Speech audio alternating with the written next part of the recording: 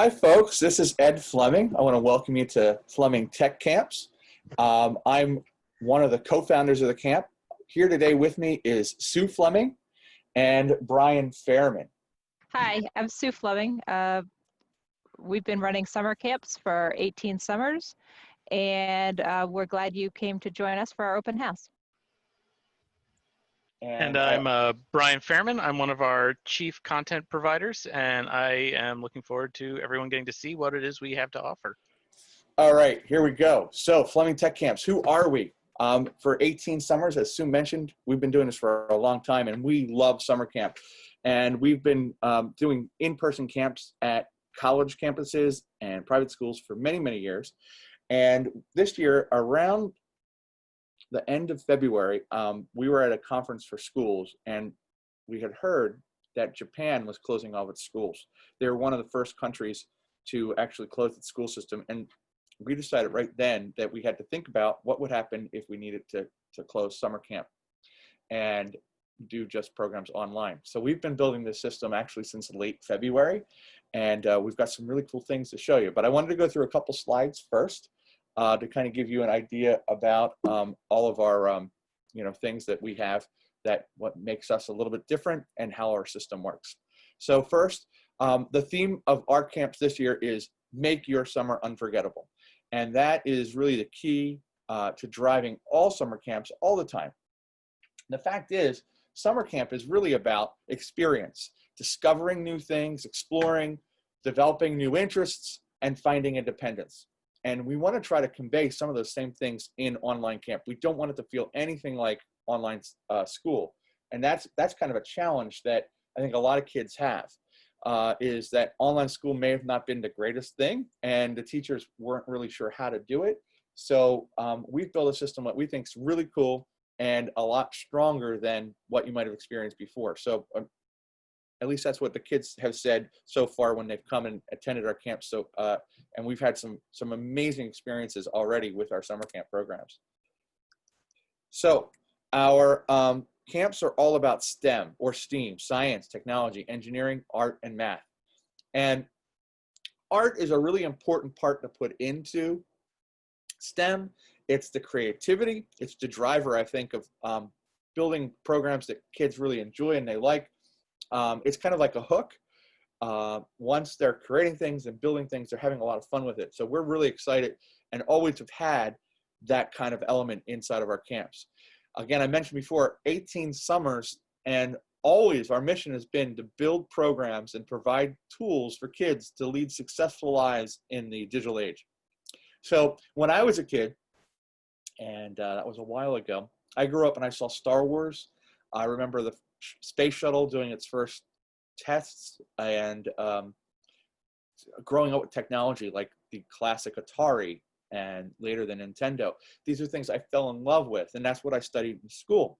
My wife Sue, she was technology, not really, that wasn't part of her thing. It was all about teaching. And when we met, we were a little yin and yang.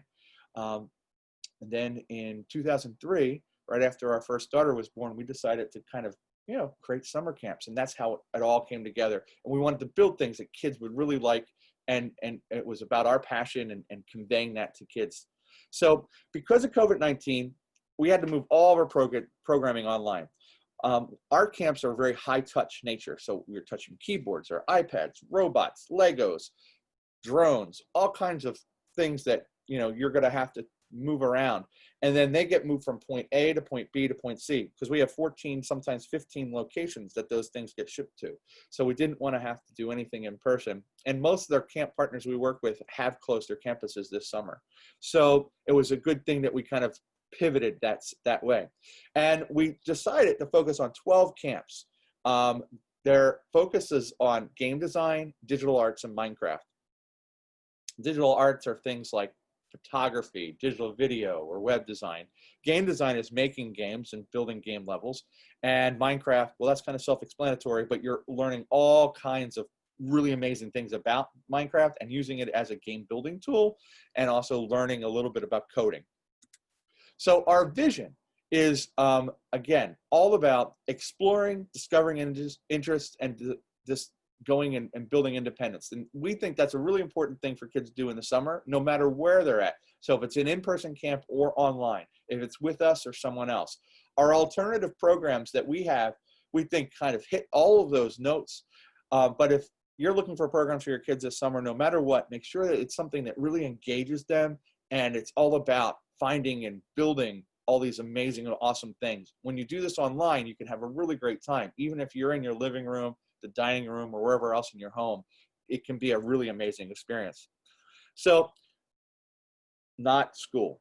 That's so important. And Brian's going to show you a demo in a few minutes about why it's not school and why it's still all about summer camp. And last, easy and affordable. We want it to be something that you can set up and get running and not have to come back to and help monitor your kids on, and that it doesn't cost an arm and a leg, because the value proposition is a little different in the summer. So if you think about it, a day camp or an overnight camp provides a service to mom and dads. It's kind of like, important, because if they're going to work, they have that extra layer of security knowing where their kids are. When they're at home, we don't have the childcare component that you would have with camp. So there's a little bit of a difference there. But we also were really conscientious of budget, and that a lot of people are still unemployed and they need to, make their dollars go farther. So we changed our model a little bit to reflect the differences in today's world. So again, all about simplicity, and that is our programs. We just have 12 of them right now that are focused on 2 age groups, rising 2nd through 4th grades and rising 4th through 11th grades. And if you're a rising senior in high school or going into your freshman year, we have a CIT program.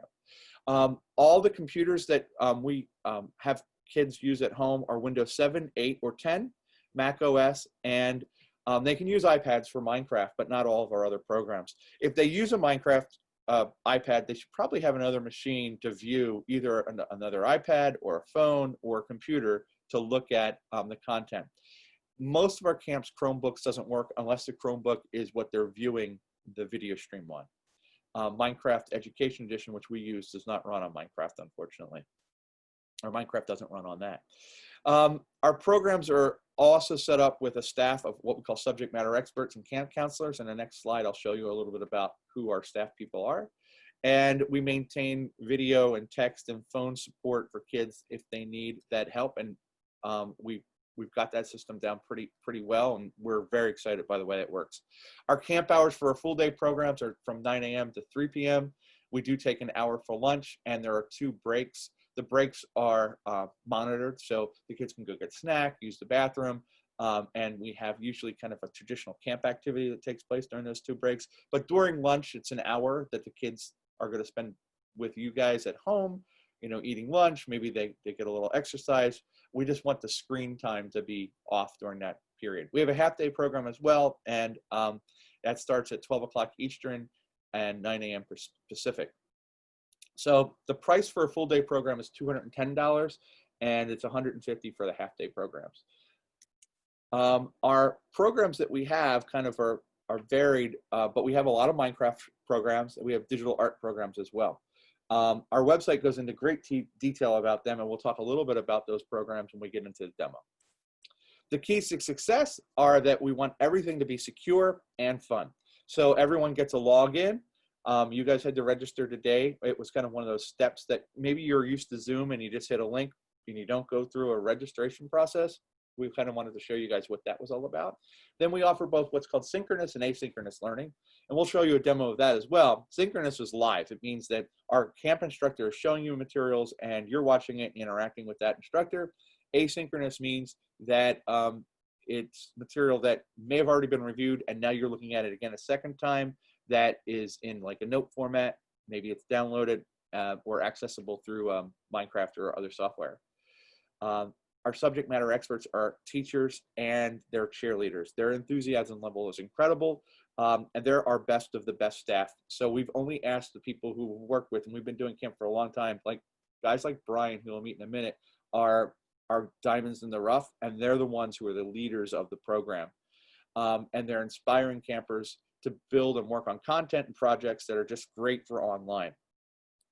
We're interactive, and we build bonding systems so the kids can, learn how to communicate online and become friends with other kids. And you'll see at the end of the day, they don't want to get off. Even though it's from 9 to 3, you wonder, well, is that too much time? Our campers typically would wish we stayed open until 6 p.m. We can't do that, but it does have there's a high amount of real fun and awesomeness in it, and the kids are working together and talking together during camp, and it really is like a camp experience in person.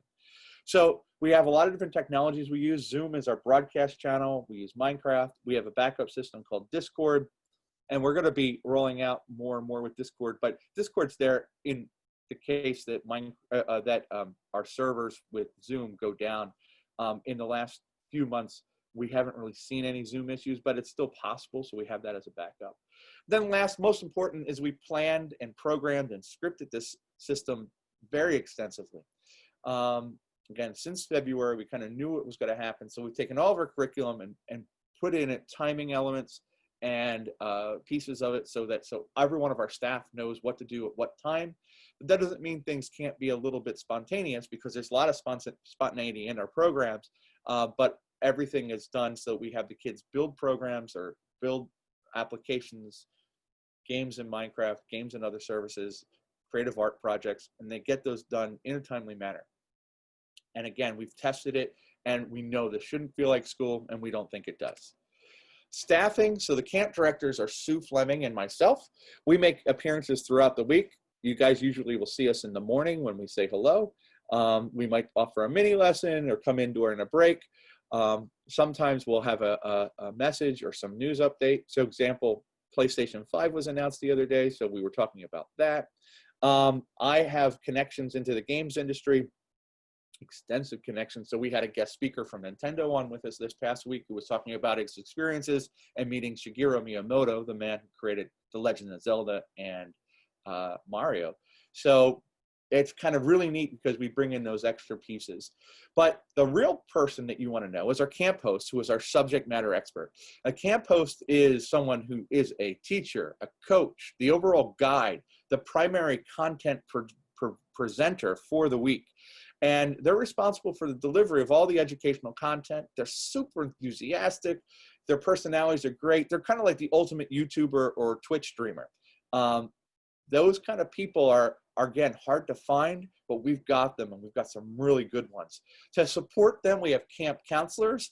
They're usually basically teachers who are working with them, that is working at the camp host, to answer the questions and guide the kids, keep them on task on their projects.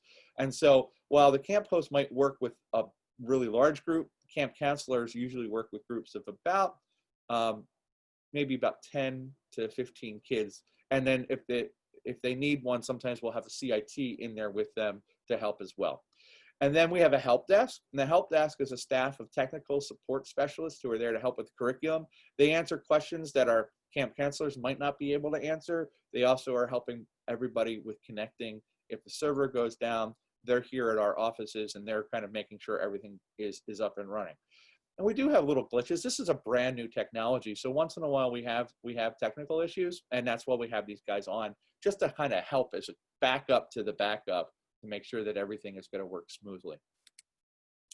Last, we have a camp orientation that takes place the weekend before camp, and we've been doing these on Thursday night, but sometimes we'll do them on Friday, so you'll need to check your emails for when we broadcast that out.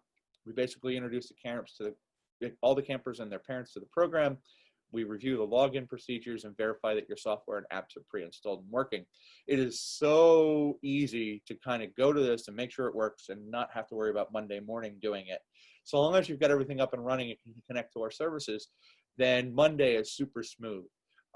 We do start at 8:30 in the morning on Monday to check with the last minute stragglers, but if I have 20 people on Monday morning, it can be a little slow and cumbersome, so I'd much rather kind of get it done over the weekend, especially if there's a problem where you guys might have to reinstall something, or if your firewall isn't working right, we need to kind of troubleshoot that. So we want everybody to be able to jump into camp and start at 9 a.m.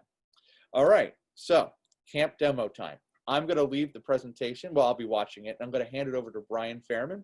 Brian is going to show you a real live demonstration of our camp world in Minecraft, talk about Minecraft and talk about some of our other camps. He's going to show you what the platform looks like and our graphic user interface that comes over through Zoom, through a system called OBS, where we can broadcast all of our information. It's really cool.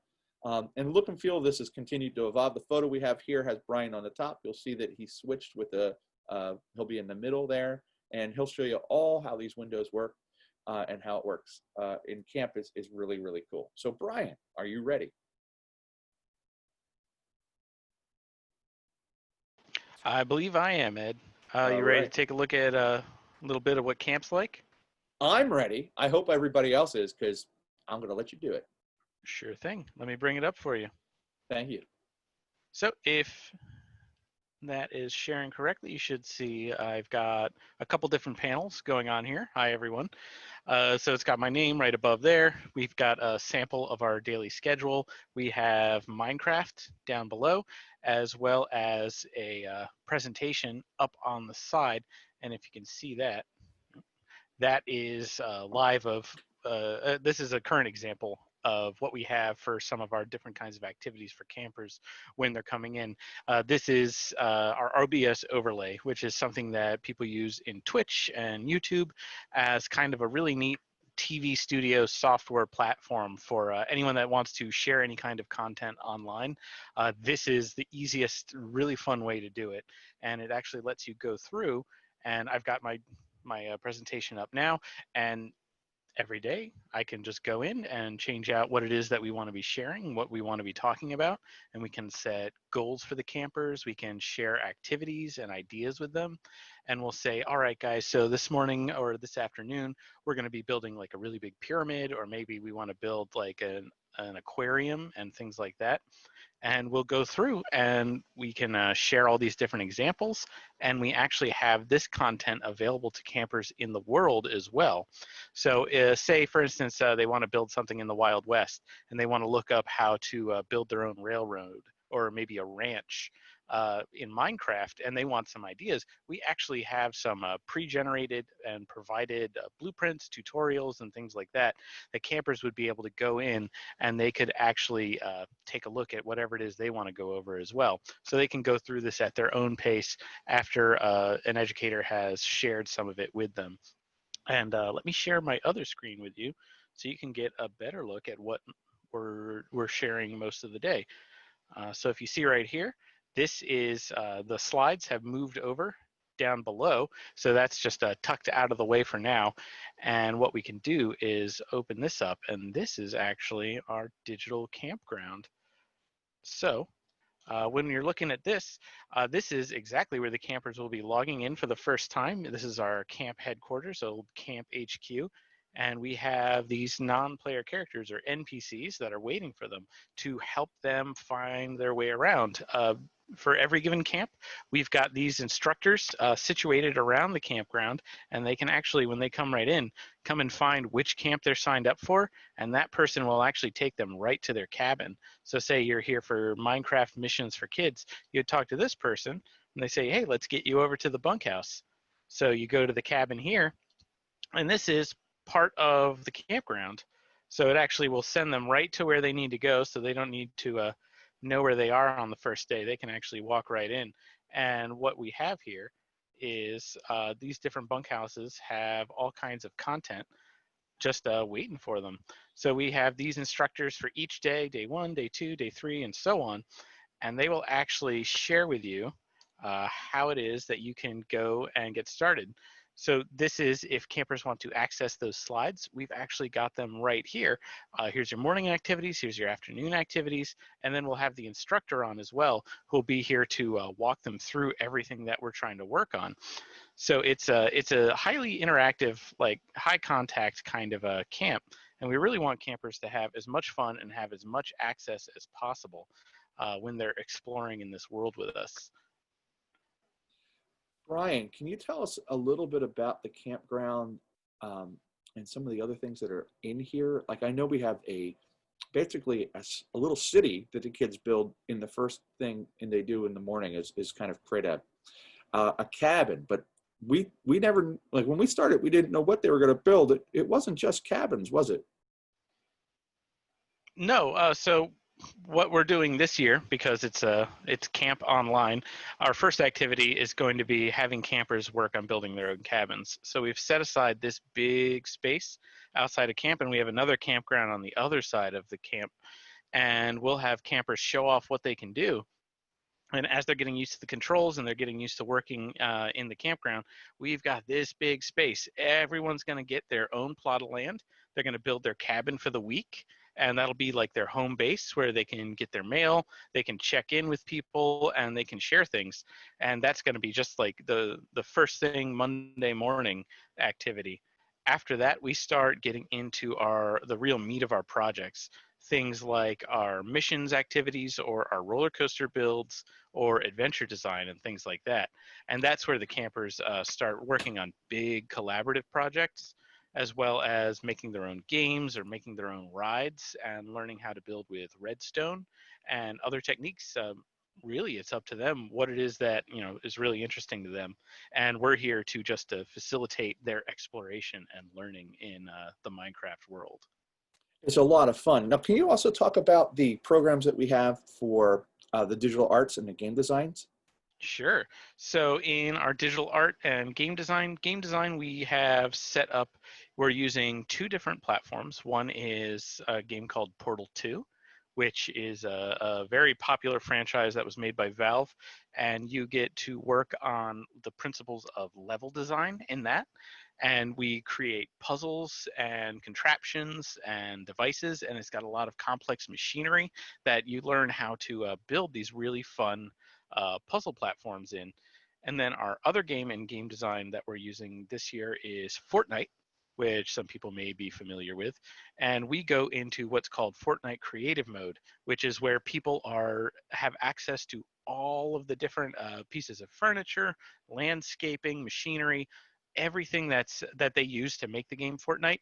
Campers get access to build with, and we figure out what would be fun to construct. So we create things like racetracks, big puzzle rooms again, platforming, mini games, party games, things like that. And we use all of the different assets that they have in the game. And it's a lot more technical than the Portal 2 can get, because you can adjust the physics of things, make stuff have low friction or high friction, and you get to build these games, and then we share them all together while we're going through during the week. You can share these games online with the other campers, and then you can test out each other's worlds, and we get into the collaborative process as well as the review process, how to produce constructive criticism, how to use constructive criticism, and how to just improve all of your work as you're going through it and make really, really fun games while you do so. And then our digital arts is kind of like a film theory and photography theory camp, all rolled into one with editing tacked on as well. So we'll set up a day like, welcome to photography camp, and today we're going to talk about like the rule of thirds, how to frame a photo, how to use the viewfinder on your camera, how to safely take photographs like in nature, like make sure that you always have your feet planted firmly below you. Don't want to fall into a rose bush or anything like that. But this is how you take pictures of plants, of trees, of flowers, or maybe if it's a rainy day, we have things like here's how you take pictures of your toys, or maybe your pets, or how to photograph interiors like your house. And we talk about things like, if you want to get a good photograph of a living room, maybe you straighten up a little bit and stage it in a way it looks really cool. And then you learn about lighting, and then you learn about the editing process after that, how to upload your photos, how to apply filters if you want to take selfies and things like that, how to use Photoshop tools. I mean, we get into everything, and we really want campers to have fun while they're learning these things too. And you mentioned Photoshop, but we don't use Photoshop, right? No, we're using a free version of similar software because we don't want to add that expense to people's budgets right now. What we want is for people to learn how to use these things without needing to necessarily shell out a few $100s for a piece of software before they even get to know, is it something they want to use? Is it something that they might have a lot of fun with? we're all about finding those free softwares for people to try it out, and you're going to be learning all of the same principles, all of the same tools. They work almost the same way, and this is just a much easier experience for people, especially for little kids. When you see like an $800 or $900 price tag on something like a big high-end editing software, we don't want people that are just trying it out to have to worry about that. We want you to try it. We want you to learn about it. We want you to have fun while you do so. And we use software that's free to download, and that will be you'll be able to continue to use after camp. And these softwares are really very strong and still really, really cool. Yeah. And with the video editing, and for the younger kids, both photography and video editing are done on iOS platforms, and we utilize the iPad or the iPhone.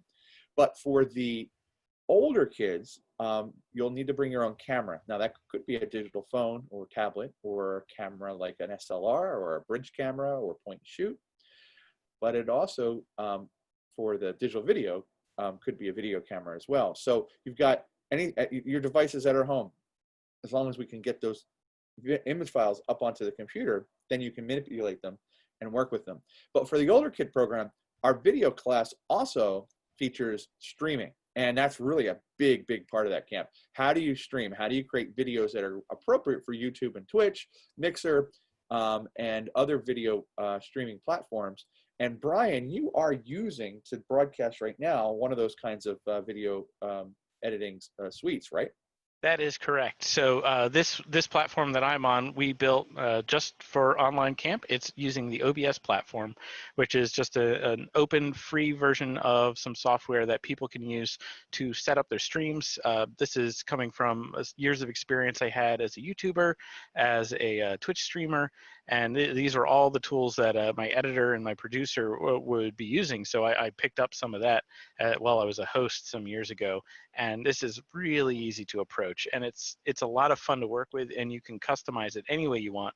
Like this, for us, we have a lot of information we want to help people see at a glance. So we built this with camp in mind, but when campers are building their own stream, if they want to learn to be a YouTuber and maybe they want to share their own Minecraft stream or any game that they're playing at home, we show them the ropes at how to make your own OBS, how to set up a restream account, how to check in on your chat, how to have all of these different inputs and feeds come together.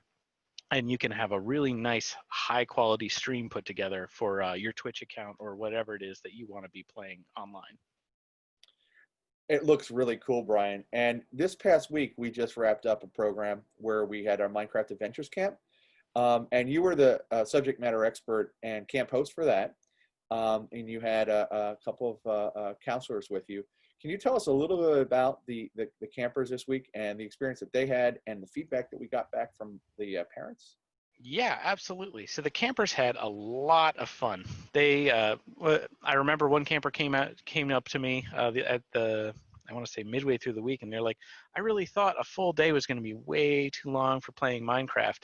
But by the time 3 o'clock rolled around every day, I felt like we didn't have nearly enough time, because you get lost when you're playing in the game, when you're building in the world. If you're building with friends, if you're coming up with these big structures, like just this cabin right here that I've got up on the screen, that took me the better part of an afternoon, maybe a weekend to get together. So like these kinds of things, they look really impressive, but you get lost when you're working on a project. And for this one, we did a lot of the hard work for people, And that's lost to in a save good them way, time. right? But yeah, I mean, I certainly I do it on my own time as well. I've been playing this game since it came out, and it's fun for me. So I'm happy to share everything I've learned or everything I've done with the campers, because they have just as much to share with anyone else. Like Brian, everybody gets their own experience out of this. You're in a special area of the camp where we call it the Aventuras Lodge. And in Minecraft, there are many different environments, or what are called biomes. And the thing is, finding the biomes that are cool can be a time-consuming thing. So we've actually gone ahead and found a few different biomes for kind of each category. So if it's a Wild West, or a snowy tundra, an area to have like a seaport or an outer space adventure, those things have already kind of been, pre-selected, found, and are places that the kids in groups will go to kind of build. So for example, the Wild West and the deserts, you found some really cool stuff that's really just so much fun, just to explore as it is before you even start building. Yep. So a big thing that we have when campers want to build, they want to build in a certain place. Maybe you want to go out to a big sandy desert and find a little town out there, or maybe you want to build in like a mesa biome, or maybe the Arctic. Everyone's got their own ideas when it comes to what it is they want to be working on and spending their time in. And I've had campers come up to me and say, like, I always want to build in an ice spike biome, but when I create a world, I can never really find one. So what we've done is we found them. So you find these huge ice fields with big spikes of ice. We went out in the world and we basically explored and we looked it up and we figured out where to find these things. So campers who know what they want to build, and say you want to do a nice winter cabin out, or like a resort, maybe a ski lodge or something like that, you can. If you want to build a frontier town, say it's like Colorado or Arizona, and you know exactly where you want to go, we take you there. We've got all these places picked out, and you can get these huge old dry seabeds. You can get these big ice biomes, swamps, forests, tropical beaches. That's part of what went into building that big cabin. We found all of these places for you, so you can use the world that we've been developing just for camp, and it's really fun. I mean, we've had a lot of different things come up that people were building last week, and I can't wait to see what they come up with this week as well. So each week of camp, if it's Minecraft or digital arts or game design, the campers come in, and there's a bunch of educational content to go along with all of the building that the kids are going to be doing. And then every week, the content, while the slides are the same for Minecraft Adventures, and we offer that 4 times in the summer, Minecraft Missions and Minecraft Roller Coasters are very different courses, and the photography and digital video different courses as well. But kids do take Minecraft Adventures multiple times, or Minecraft Missions multiple times, and get entirely different experiences out of it. And you can think of it kind of like an art class, or a shop class. When you were in school, you took shop, you might have taken it 2 semesters, 3 semesters, and each time you're building awesome projects with that, or making in an art class various pieces of art, and you're building and refining your skills, and working with the subject matter experts on some amazing things. So I don't know if there's any questions, but I wanted to open the floor to questions that you guys might have about our programs, be it Minecraft, the game design courses, the digital art classes. And if you have a question, you can turn your video on and unmute yourself, and we'll try to answer them for you.